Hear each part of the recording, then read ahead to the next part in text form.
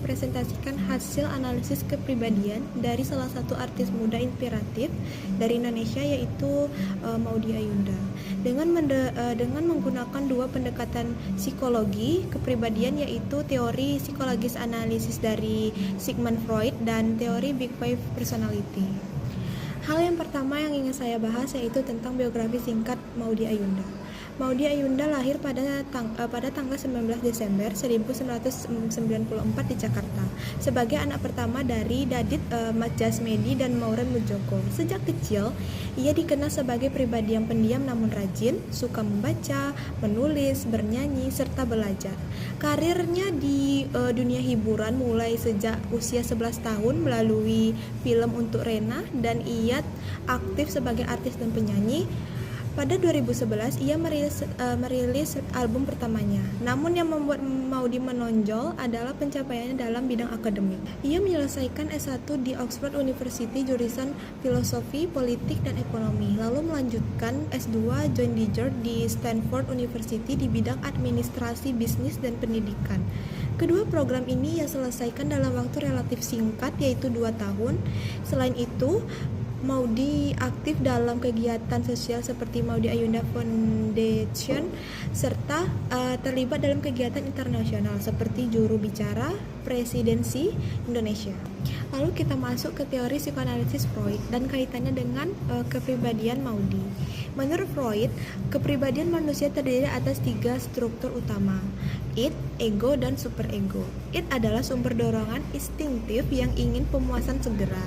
Lalu yang kedua adalah superego, adalah bagian moral, pembentuk rasa benar dan salah. Yang terakhir adalah ego, yaitu penengah yang bekerja berdasarkan realitas. Dalam video Maudy berjudul Kuliah di Luar Negeri itu perlu gak sih? Terlihat bahwa Maudy mengajak audiens untuk melakukan refleksi mendalam sebelum mengambil keputusan besar, seperti kuliah di luar negeri.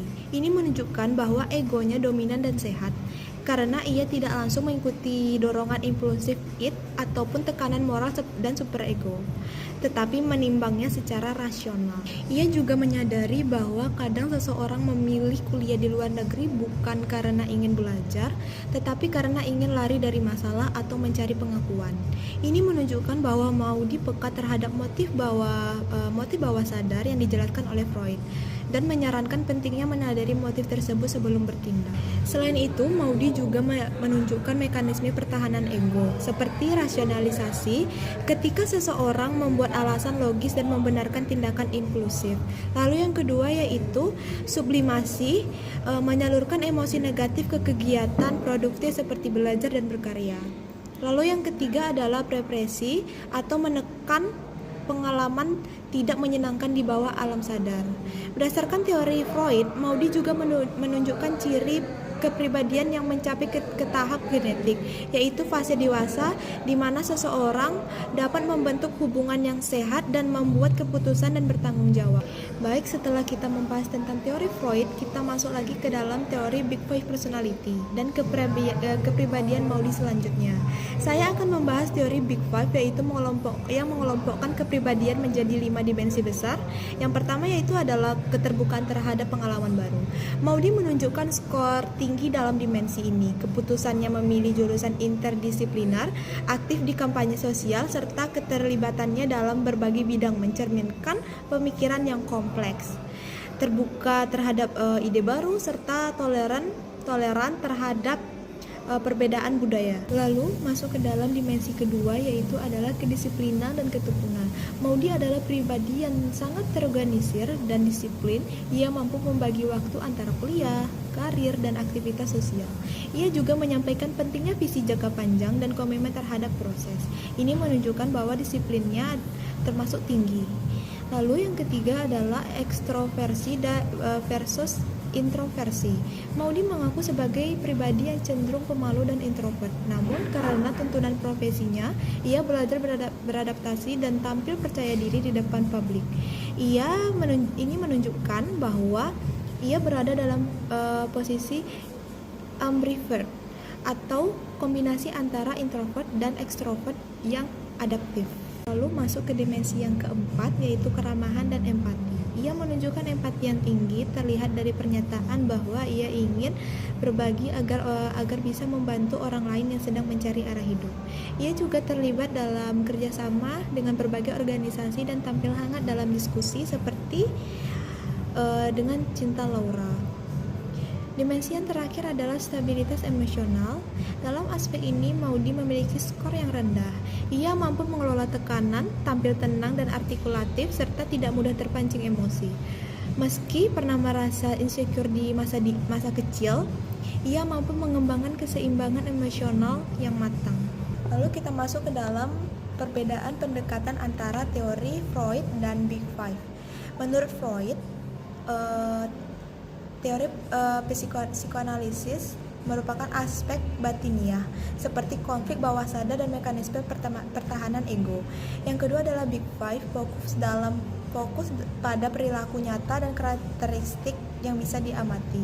Keduanya saling melengkapi. Freud menjelaskan mengapa seseorang bertindak demikian, sedangkan Big Five menggambarkan bagaimana kepribadian tersebut dalam kehidupan sehari-hari. Dalam kasus Maudy ini, teori Freud membantu memahami motif terdalam dan proses internal dalam pengambilan keputusan. Sementara teori Big Five menjelaskan sifat-sifat dominan yang membentuk gaya hidup dan cara Maudy berinteraksi dengan lingkungannya. Lalu, kita masuk dalam penerapan dunia nyata. Teori Freud dapat digunakan untuk membantu seseorang melakukan refleksi mendalam sebelum membuat keputusan yang besar, memahami motif tidak sadar yang mungkin tersembunyi di balik pilihan hidup. Sementara teori Big Five sangat relevan untuk menilai gaya kerja dan kepribadian secara profesional, lalu membangun relasi, komunikasi, dan keseimbangan hidup. Dalam hal ini, Maudy menjadi contoh nyata bagaimana seseorang dapat mengintegrasikan refleksi mendalam menurut teori Freud dan tindakan nyata dan berstruktur, yaitu menurut teori Big Five, dalam kehidupan pribadi maupun profesional. Baik, kita langsung masuk ke tahap yang terakhir, yaitu adalah kesimpulan.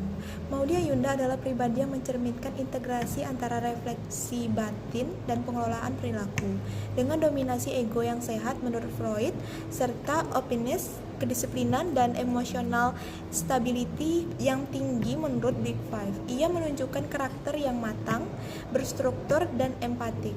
Kedua teori Freud dan Big Five memberikan gambaran yang saling melengkapi antara kepribadian Maudy Ayunda. Dari analisis ini, kita dapat melihat pentingnya memahami diri secara mendalam, sekaligus membangun kepribadian yang adaptif dan bertanggung jawab dalam kehidupan nyata. Baik, sekian presentasi saya. Terima kasih dan Assalamualaikum warahmatullahi wabarakatuh.